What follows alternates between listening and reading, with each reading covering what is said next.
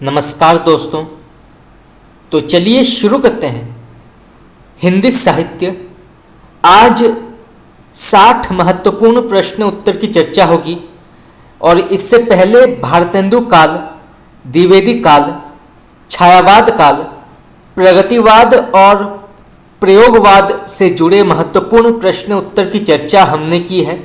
आज नई कविता और अन्य जो विधाएं हैं उनसे जुड़े प्रश्न उत्तर की चर्चा करेंगे। तो चलिए शुरू करते हैं। पहला प्रश्न तो यहाँ पे पूछा गया है, तो यहाँ पर एक कथन दिया गया है, तो बताना है इस कथन के लेखक का नाम क्या है। तो सबसे पहले कथन पढ़ते हैं। प्रयोग का कोई वाद नहीं है, प्रयोग अपने आप में इष्ट नहीं है, वह साधन है, दोहरा साधन है, क्योंकि एक तो वह उस सत्य को जानने का साधन है, कवि प्रेषित करता है, दूसरे वह उस प्रेषण की क्रिया को और उसके साधनों को जानने का भी साधन है। तो इस कथन के लेखक का नाम क्या है। तो फिर से पढ़ते हैं। प्रयोग का कोई वाद नहीं है, प्रयोग अपने आप में इष्ट नहीं है, वह साधन है और दोहरा साधन है, क्योंकि एक तो वह उस सत्य को जानने का साधन है जिसे कवि प्रेषित करता है, दूसरे और उस प्रेषण की क्रिया को और उसके साधनों को जानने का भी साधन है। तो इस कथन के लेखक का नाम क्या है। तो इसका सही उत्तर होगा आपका अज्ञेय। और ये जो है दूसरा सप्तक जो प्रकाशित हुई थी 1951 या 52 में, इसकी भूमिका में लिखा गया है। तो आप इसको नोट कर सकते हैं। चलिए आगे बढ़ते हैं। कलगी बाजरे की असाध्य वीणा, शब्द और सत्य, जितना तुम्हारा सब, शीर्षक कविता किसकी है। तो फिर से पढ़ते हैं। कलगी बाजरे की असाध्य वीणा, शब्द और सत्य, जितना तुम्हारा सब, शीर्षक कविताएं किसकी हैं, इसके लेखक का नाम क्या है। तो इसका सही उत्तर होगा आपका अज्ञेय। तो अज्ञेय इसके लेखक माने जाते हैं। तो आप इसको नोट कर सकते हैं। यहाँ से प्रश्न कई बार पूछा गया है। चलिए आगे बढ़ते हैं। यहाँ पर एक पंक्ति दिया गया है, तो बताना है इस पंक्ति के लेखक का नाम क्या है। तो सबसे पहले पंक्ति पढ़ते हैं। बहुत ही प्रसिद्ध पंक्ति है, कई बार ये पंक्ति परीक्षाओं में पूछा गया है, तो आप इसको नोट कर सकते हैं। मौन भी अभिव्यंजना है, जितना तुम्हारा सच है उतना ही कहो। पंक्ति के लेखक का नाम क्या है। तो फिर से पढ़ते हैं। मौन भी अभिव्यंजना है, जितना तुम्हारा सच है उतना ही कहो। पंक्ति के लेखक का नाम क्या है। तो इसका सही उत्तर होगा आपका अज्ञेय। तो अज्ञेय इसके लेखक माने जाते हैं। तो आप इसको नोट कर सकते हैं। चलिए आगे बढ़ते हैं। बात के कवि कौन कहलाते हैं। तो बात के कवि कौन कहलाते हैं, उनका नाम क्या है। तो इसका सही उत्तर होगा आपका शमशेर बहादुर सिंह। तो शमशेर बहादुर सिंह बात के कवि कहलाते हैं। यहाँ से भी कई बार प्रश्न पूछा गया है। खबर या भयानक बात के कवि कौन कहलाते हैं। तो खबर या भयानक बात के कवि कौन कहलाते हैं, उनका नाम क्या है। तो इसका सही उत्तर होगा आपका मुक्तिबोध। तो मुक्तिबोध को खबर या भयानक बात के कवि के नाम से जाना जाता है। चलिए आगे बढ़ते हैं। मुक्तिबोध कृत अंधेरे में का पहला प्रकाशन कब और किस नाम से हुआ था। तो मुक्तिबोध द्वारा रचित अंधेरे में का पहला प्रकाशन कब और किस नाम से हुआ था। तो इसका सही उत्तर होगा आपका कल्पना। तो कल्पना में पहली बार ये प्रकाशित हुआ था 1964 में। तो 1964 में कल्पना में ये प्रकाशित हुआ था सबसे पहले। आशंका के दीप अंधेरे में के नाम से यहाँ से ये प्रकाशित हुआ था। तो यहाँ से जो है 3 प्रकार के प्रश्न आ सकता है। सबसे पहले ये कहाँ प्रकाशित हुआ था? तो ये हुआ था कल्पना में। कब प्रकाशित हुआ था? तो ये हुआ था 1964 में। और किस नाम से प्रकाशित हुआ था? तो ये हुआ था आशंका के द्वीप अंधेरे में। तो यहाँ से जो है 3 प्रकार के प्रश्न आ सकते हैं, तो आप इसको नोट कर सकते हैं। चलिए आगे बढ़ते हैं। तो यहाँ पर एक पंक्ति दिया गया है, तो बताना है इस पंक्ति के लेखक का नाम क्या है। तो सबसे पहले पंक्ति पढ़ते हैं। अभिव्यक्ति के सारे खतरे उठाने ही होंगे, तोड़ने ही होंगे मठ और गढ़ सभी। तो इस पंक्ति के लेखक का नाम क्या है? तो फिर से पढ़ते हैं। अभिव्यक्ति के सारे खतरे उठाने ही होंगे, तोड़ने ही होंगे मठ और गढ़ सभी। तो इस पंक्ति के लेखक का नाम क्या है? तो इसका सही उत्तर होगा आपका मुक्तिबोध। तो मुक्तिबोध इस पंक्ति के लेखक माने जाते हैं, तो आप इसको नोट कर सकते हैं। चलिए आगे बढ़ते हैं। मैं और मेरा पिट्ठू शीर्षक कविता किसकी मानी जाती है? तो मैं और मेरा पिट्ठू शीर्षक कविता के लेखक का नाम क्या है? तो इसका सही उत्तर होगा आपका भारत भूषण अग्रवाल। तो भारत भूषण अग्रवाल जो हैं इसके लेखक माने जाते हैं। और यहाँ से प्रश्न ये भी आ सकता है कि मैं और मेरा पिट्ठू किस प्रकार के साहित्यिक विधा के अंतर्गत आती है? तो ये जो है कविता के अंतर्गत आती है। तो यहाँ से भी 2 प्रकार के प्रश्न आ सकते हैं। चलिए आगे बढ़ते हैं। मूर्स के कवि कौन कहलाते हैं? तो मूर्स के कवि कौन कहलाते हैं?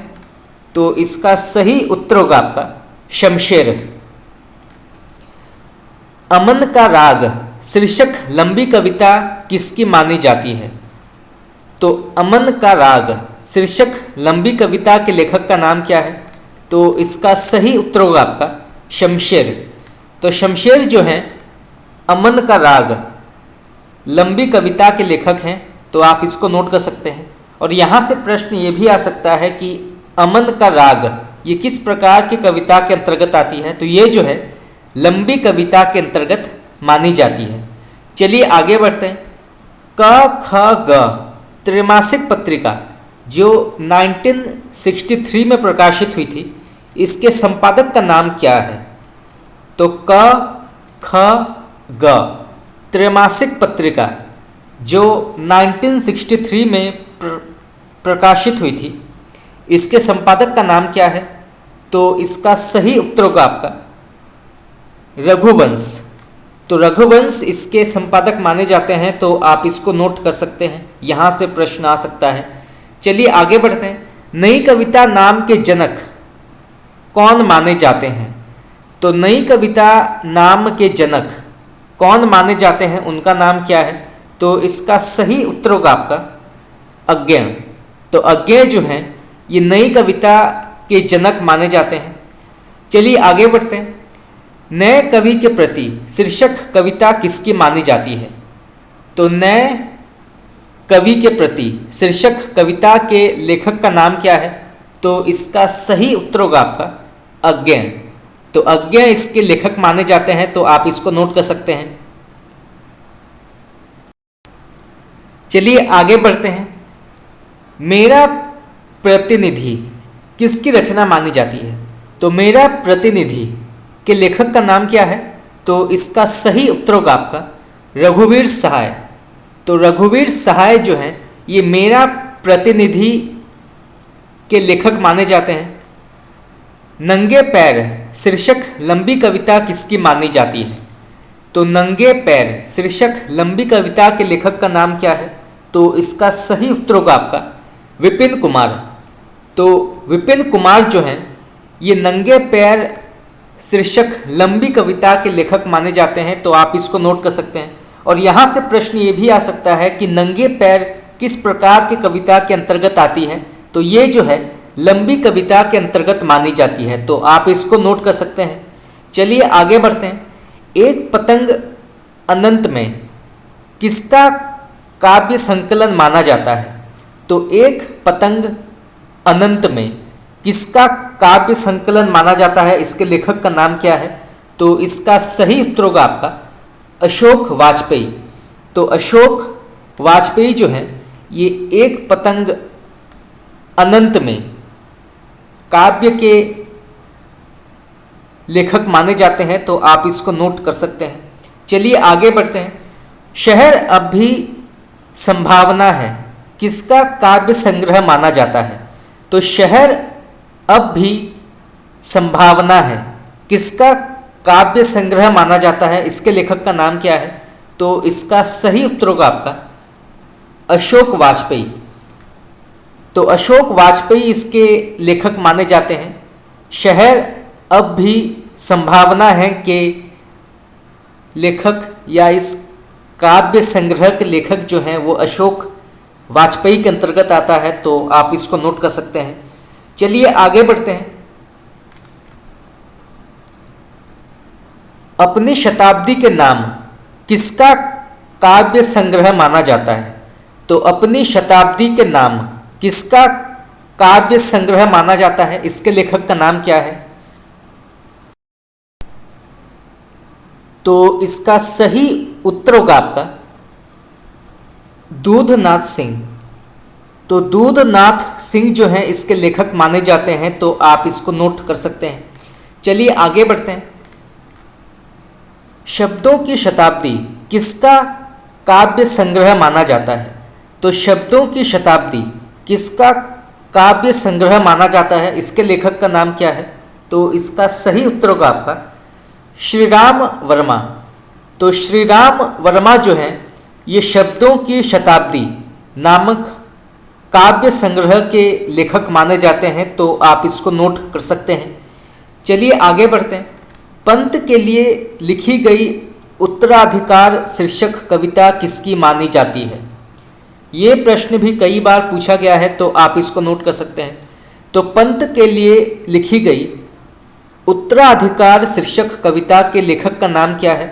तो इसका सही उत्तर होगा आपका दूधनाथ सिंह।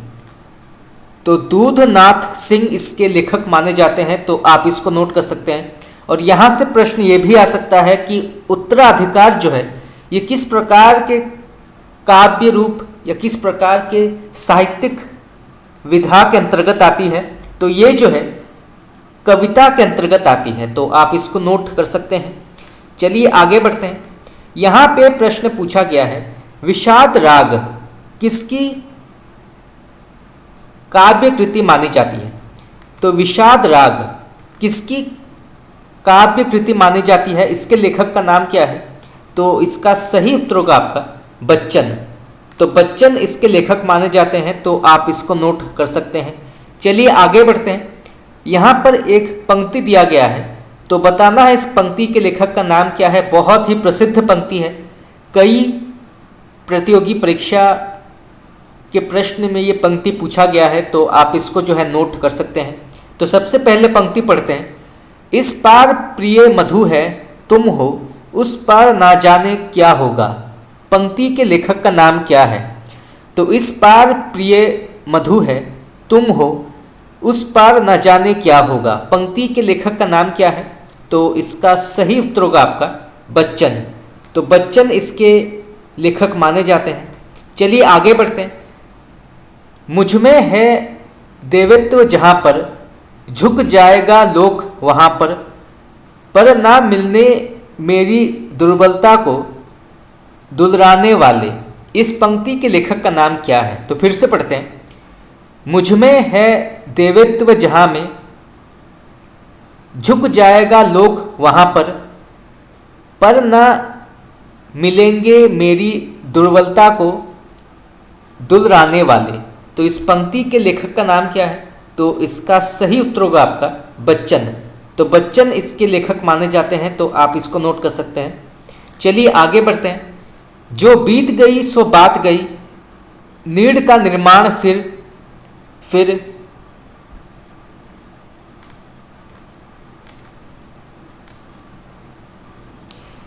है अंधेरी रात पर दीवा,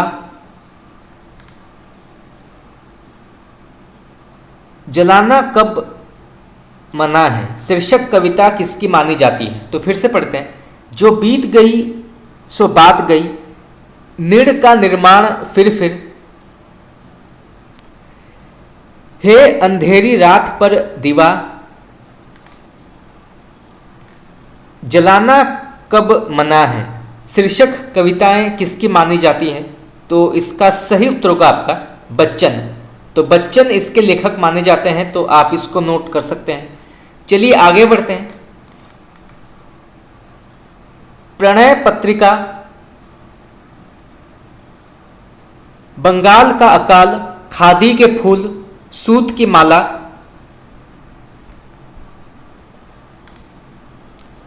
धार के इधर उधर, आरती और अंगारे, बुद्ध और नाच घर, त्रिभंगिमा, चार खेमे 64 खूंटे, दो चट्टाने, जाल समेटा आदि किसकी काव्य कृतियां मानी जाती हैं? तो फिर से पढ़ते हैं। प्रणय पत्रिका, बंगाल का अकाल, खादी के फूल, सूत की माला, धार के इधर उधर, आरती और अंगारे, बुद्ध और नाचघर, त्रिभंगिमा, चार खेमे 64 खूंटे, दो चट्टाने, जाल समेटा आदि किसकी काव्य कृतियां मानी जाती हैं? इसके लेखक का नाम क्या है? तो इसका सही उत्तर होगा आपका बच्चन। तो बच्चन इसके लेखक माने जाते हैं, तो आप इसको नोट कर सकते हैं। चलिए आगे बढ़ते हैं। इतिहास के आंसू, धूप और धुआं, नीम के पत्ते, हारे को हरि राम आदि किसके काव्य संग्रह माने जाते हैं? तो फिर से पढ़ते हैं। इतिहास के आंसू, धूप और धुआं, नीम के पत्ते, हारे को हरि राम आदि किसके काव्य संग्रह माने जाते हैं? इसके लेखक का नाम क्या है? तो इसका सही उत्तर होगा आपका दिनकर। तो दिनकर इसके लेखक माने जाते हैं, तो आप इसको नोट कर सकते हैं। चलिए आगे बढ़ते हैं। यहाँ पर भी एक पंक्ति दिया गया है, तो बताना है इस पंक्ति के लेखक का नाम क्या है। तो सबसे पहले पंक्ति पढ़ते हैं। अहा विचारे दुख के मारे, निशिदिन पच पच मरे किसान, जब अनाज उत्पन्न होए तब सब उठवा ले जाए लगान। तो इस पंक्ति के लेखक का नाम क्या है? बहुत ही प्रसिद्ध पंक्ति है, कई बार पूछा गया है। तो फिर से पढ़ते हैं। अहा विचारे दुख के मारे, निशिदिन पच पच मरे किसान, जब अनाज उत्पन्न होए तब सब उठवा ले जाए लगान। तो इस पंक्ति के लेखक का नाम क्या है? तो इसका सही उत्तर होगा आपका बाल मुकुंद गुप्त। तो बाल मुकुंद गुप्त इसके लेखक माने जाते हैं, तो आप इसको नोट कर सकते हैं। बाल मुकुंद गुप्त। चलिए आगे बढ़ते हैं। यहां पे प्रश्न पूछा गया है, केदारनाथ अग्रवाल पर लिखे गए ओ जनमन के सजग चतेरे शीर्षक कविता किसने लिखा है? तो फिर से पढ़ते हैं। केदारनाथ अग्रवाल पर लिखे गए ओ जनमन के सजग चितेरे शीर्षक कविता किसने लिखा है? उनका नाम क्या है? तो इसका सही उत्तर होगा आपका नागार्जुन। तो नागार्जुन इसके लेखक माने जाते हैं, तो आप इसको नोट कर सकते हैं। चलिए आगे बढ़ते हैं। गुलाबी चूड़ियाँ, तन गई रीढ़, यह तुम थी, प्रेत का बयान, मास्टर अकाल और उसके बाद शीर्षक कविता किसकी मानी जाती है? तो फिर से पढ़ते हैं। गुलाबी चूड़ियाँ, तन गई रीढ़, यह तुम भी, प्रेत का बयान, अकाल और उसके बाद शीर्षक कविता किसकी मानी जाती है? इसके लेखक का नाम क्या है? तो इसका सही उत्तर होगा आपका नागार्जुन। तो नागार्जुन इसके लेखक माने जाते हैं, तो आप इसको नोट कर सकते हैं। खास करके प्रेत का बयान और अकाल और उसके बाद, ये कई बार पूछा गया है कि इसके लेखक का नाम क्या है। तो इसके लेखक है नागार्जुन, तो आप इसको नोट कर सकते हैं। चलिए आगे बढ़ते हैं। तो यहाँ पर एक पंक्ति दिया गया है, तो बताना है इस पंक्ति के लेखक का नाम क्या है। तो सबसे पहले पंक्ति पढ़ते हैं। जन जन के जो ऊर्जा भर दे, मैं उद्गाता हूँ उस रवि का। पंक्ति किसकी मानी जाती है? तो जन जन में जो ऊर्जा भर दे, मैं उद्गाता हूँ उस रवि का। पंक्ति के लेखक का नाम क्या है? तो इसका सही उत्तर होगा आपका नागार्जुन। तो नागार्जुन इसके लेखक माने जाते हैं, तो आप इसको नोट कर सकते हैं। चलिए आगे बढ़ते हैं। जल्द जल्द पैर बढ़ाओ, झिंगुर डटकर बोला, राजे ने रखवाली की, शीर्षक कविता किसकी है? तो जल्द जल्द पैर बढ़ाओ, झिंगुर डटकर बोला, राजे ने रखवाली की, शीर्षक कविता किसकी है? इसके लेखक का नाम क्या है? तो इसका सही उत्तर होगा आपका निराला। तो निराला इसके लेखक माने जाते हैं, तो आप इसको नोट कर सकते हैं। चलिए आगे बढ़ते हैं। यहाँ पर भी एक पंक्ति दिया गया है, बहुत ही प्रसिद्ध पंक्ति है, तो बताना है इस पंक्ति के लेखक का नाम क्या है। तो सबसे पहले पंक्ति पढ़ते हैं। आज का लेखन आग के अंगूठों की क्रांतिकारी कतार का बंदूक मार लेखन है। तो इस पंक्ति के लेखक का नाम क्या है? तो फिर से पढ़ते हैं। आज का लेखन आग के अंगूठों की क्रांतिकारी कतार का बंदूक मार लेखन है। तो इस पंक्ति के लेखक का नाम क्या है? तो इसका सही उत्तर होगा आपका केदारनाथ अग्रवाल। तो केदारनाथ अग्रवाल इसके लेखक माने जाते हैं, तो आप इसको नोट कर सकते हैं। चलिए आगे बढ़ते हैं। फूल नहीं रंग बोलते हैं, आत्मगंध किसका काव्य संग्रह माना जाता है? तो फूल नहीं रंग बोलते हैं, आत्मगंध किसका काव्य संग्रह माना जाता है? इसके लेखक का नाम क्या है? तो इसका सही उत्तर होगा आपका केदारनाथ अग्रवाल। तो केदारनाथ अग्रवाल इसके लेखक माने जाते हैं, तो आप इसको नोट कर सकते हैं।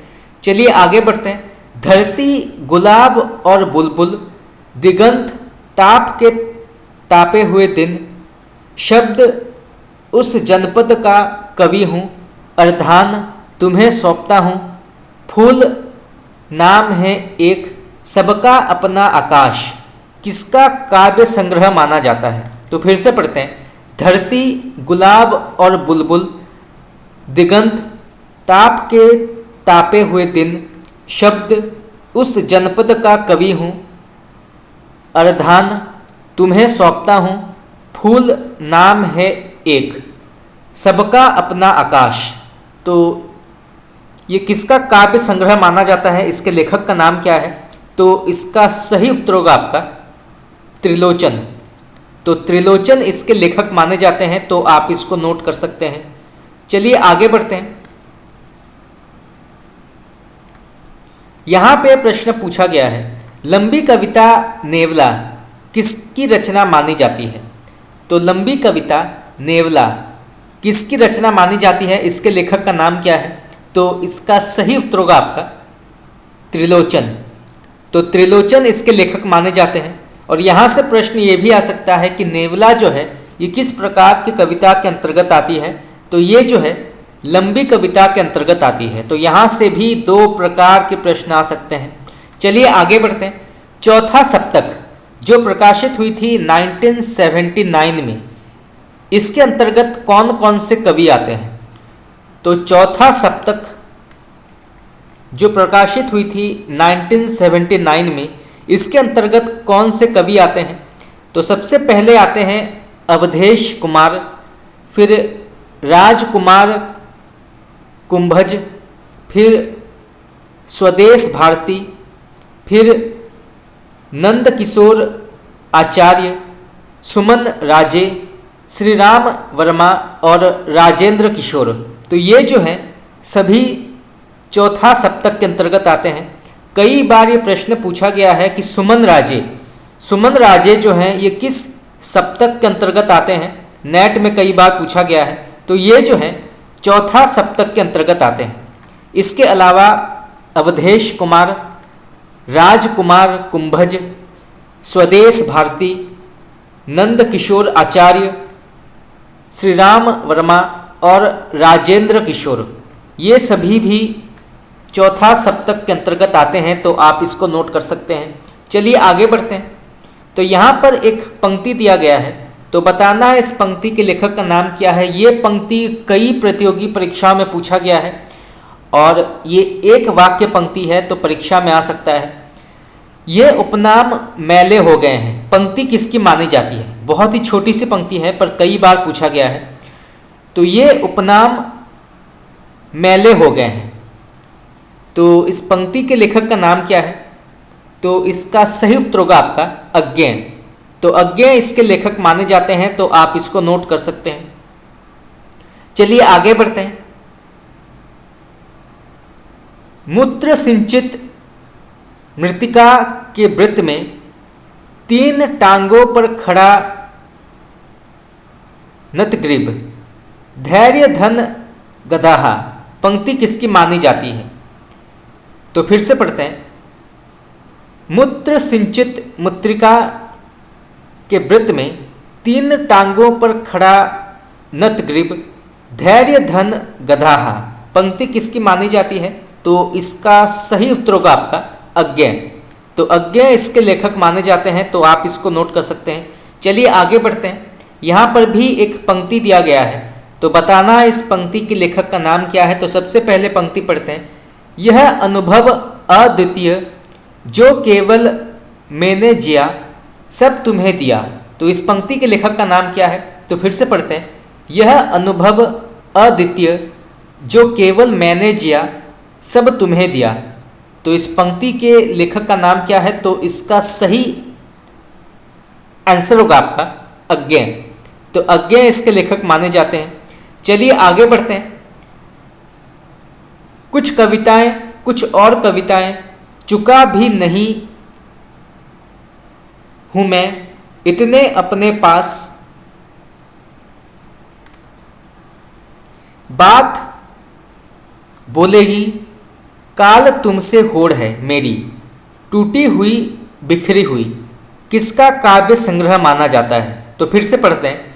कुछ कविताएं, कुछ और कविताएं चुका भी हूँ नहीं मैं इतने अपने पास, बात बोलेगी काल तुमसे होड़ है मेरी, टूटी हुई बिखरी हुई,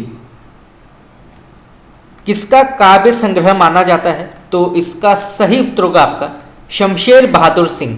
तो ये सभी जो हैं ये शमशेर बहादुर सिंह के काव्य संग्रह माने जाते हैं, तो आप इसको नोट कर सकते हैं। चलिए आगे बढ़ते हैं। मेरा समर्पित एकांत और बोलने दो चिड़ को, किसका काव्य संग्रह माना जाता है? तो मेरा समर्पित एकांत और बोलने दो चिड़ को, किसका काव्य संग्रह माना जाता है? इसके लेखक का नाम क्या है?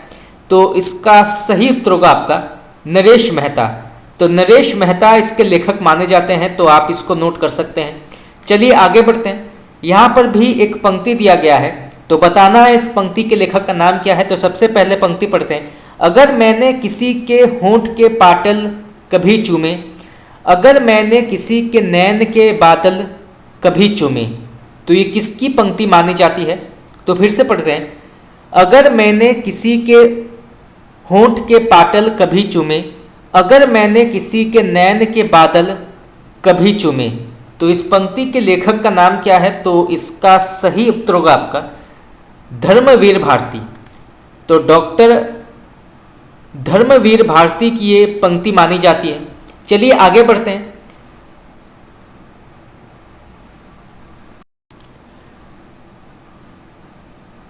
प्रमथ्यु गाथा शीर्षक लंबी कविता किसकी मानी जाती है? तो प्रमथ्यु गाथा शीर्षक लंबी कविता के लेखक का नाम क्या है? तो इसका सही उत्तर होगा आपका डॉक्टर धर्मवीर भारती। और ये जो है लंबी कविता के अंतर्गत आती है, तो यहाँ से भी 2 प्रकार के प्रश्न आ सकते हैं। चलिए आगे बढ़ते हैं। चक्रव्यूह, परिवेश, हम और तुम, आत्मजयी, किसका काव्य संग्रह माना जाता है या किसकी काव्य कृतियाँ मानी जाती हैं? तो चक्रव्यूह, परिवेश, हम और तुम, आत्मजयी, किसकी काव्य कृतियाँ मानी जाती हैं या किसकी रचनाएं मानी जाती हैं? तो इसका सही उत्तर होगा आपका कुंवर नारायण। तो ये जो है कुंवर नारायण की काव्य रचना मानी जाती है, तो आप इसको नोट कर सकते हैं। यहाँ से भी कई प्रश्न पूछा गया है, जैसे आत्मजयी और चक्रव्यूह, ये दोनों प्रश्न कई बार पूछे गए हैं कि इसके लेखक का नाम क्या है। तो इसके लेखक हैं कुंवर नारायण, तो आप इसको नोट कर सकते हैं। चलिए आगे बढ़ते हैं। चलिए आगे बढ़ रहे हैं। यहाँ पे प्रश्न पूछा गया है, दिनकर को किस कृति पर ज्ञानपीठ पुरस्कार मिला था? तो रामधारी सिंह दिनकर को किस रचना पर ज्ञानपीठ पुरस्कार से सम्मानित किया गया था? तो इसका सही उत्तर होगा आपका उर्वशी। तो उर्वशी के लिए उन्हें ज्ञानपीठ पुरस्कार मिला था, तो आप इसको नोट कर सकते हैं। चलिए आगे बढ़ते हैं। सुमित्रा नंदन पंत के द्वारा रचित लोकायतन की कथावस्तु क्या है? तो सुमित्रा नंदन पंत के द्वारा रचित लोकायतन की कथावस्तु क्या है? ये प्रश्न भी कई बार पूछा गया है, तो आप इसको नोट कर सकते हैं। तो इसका सही उत्तर होगा आपका भारतीय जीवन की स्वाधीनता के पहले और बाद की कथा। तो लोकायतन की कथावस्तु जो है वो मानी जाती है भारतीय जीवन की स्वाधीनता के बाद पहले और बाद की कथा। तो आप इसको नोट कर सकते हैं, यहां से प्रश्न आ सकता है। चलिए आगे बढ़ते हैं। ऋतुंबरा जो प्रबंध काव्य के अंतर्गत आती है, कैकेयी प्रबंध काव्य, कर्ण खंड काव्य,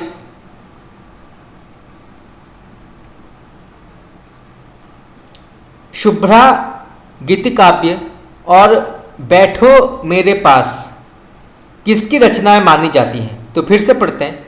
ऋतुंबरा, कैकेयी, कर्ण, शुभ्रा और बैठो मेरे पास किसकी रचनाएं मानी जाती हैं? तो इसका सही उत्तर होगा आपका केदारनाथ अग्रवाल। तो ये सभी जो हैं केदारनाथ मिश्र प्रभात, तो ये सभी जो हैं केदारनाथ मिश्र प्रभात की रचनाएं मानी जाती हैं। तो आप इसको नोट कर सकते हैं। प्रभात इनका उपनाम है, तो केदारनाथ मिश्र प्रभात की ये रचनाएं मानी जाती हैं। तो आप इसको नोट कर सकते हैं, यहां से प्रश्न आ सकता है। चलिए आगे बढ़ते हैं। कामायनी के कथावस्तु और शिल्प से मिलते जुलती केदारनाथ मिश्र प्रभात की काव्य कृति कौन सी मानी जाती है? तो कामायनी की कथावस्तु और शिल्प से मिलती जुलती केदारनाथ मिश्र प्रभात की काव्य कृति कौन सी मानी जाती है, उसका नाम क्या है? तो इसका सही उत्तर होगा आपका ऋतुंबरा। तो ये जो है ऋतुंबरा कामायनी के कथावस्तु और शिल्प से मिलता जुलता है, तो यहाँ से प्रश्न आ सकता है। और ऋतुंबरा जो है ये प्रकाशित हुई थी 1957 में। तो यहाँ से दो प्रकार के प्रश्न आ सकते हैं। चलिए आगे बढ़ते हैं। ठाकुर प्रसाद सिंह कृत प्रबंध काव्य महामानव किसके जीवन पर आधारित है? तो ठाकुर प्रसाद सिंह कृत प्रबंध काव्य महामानव किसके जीवन पर लिखा गया है? तो इसका सही उत्तर होगा आपका महात्मा गांधी। तो ये जो है महात्मा गांधी की जीवन पर ये लिखा गया है महामानव, तो आप इसको नोट कर सकते हैं। और ये जो है प्रबंध काव्य के अंतर्गत आती है।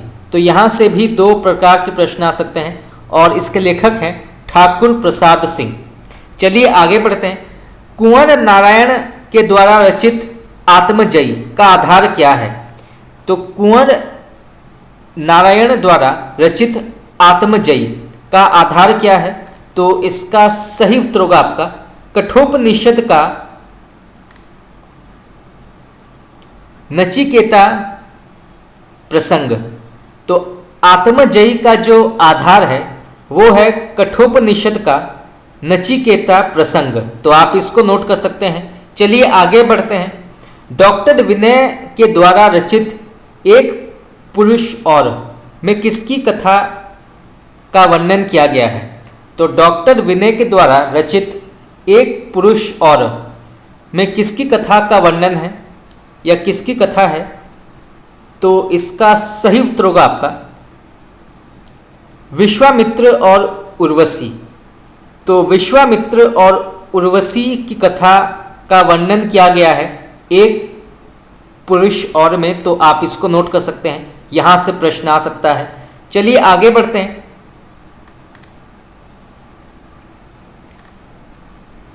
यहां पे प्रश्न पूछा गया है, मोहन लाल महतो वियोगी के द्वारा रचित ऐतिहासिक प्रबंध काव्य आर्यवर्त में किसकी कथा है? तो फिर से पढ़ते हैं, मोहन लाल वियोगी के द्वारा रचित ऐतिहासिक प्रबंध काव्य आर्यवर्त में किसकी कथा है या किसके कथा का वर्णन है? तो इसका सही उत्तर होगा आपका पृथ्वीराज चौहान और मोहम्मद गौरी। तो पृथ्वीराज चौहान और मोहम्मद गौरी की कथा का वर्णन है आर्यवर्त में, तो आप इसको नोट कर सकते हैं। और यहाँ से प्रश्न ये भी आ सकता है कि आर्यवर्त ये किस प्रकार के काव्य के अंतर्गत आती है? तो ये जो है ऐतिहासिक प्रबंध काव्य के अंतर्गत आती है, तो आप इसको नोट कर सकते हैं। चलिए आगे बढ़ते हैं। समय की शिला पर किसकी काव्य कृति मानी जाती है? तो समय की शिला पर के रचना के लेखक का नाम क्या है? तो इसका सही उत्तर होगा आपका शंभुनाथ सिंह। तो ये जो है शंभुनाथ सिंह की रचना मानी जाती है समय की शिला पर, तो आप इसको नोट कर सकते हैं। चलिए आगे बढ़ते हैं।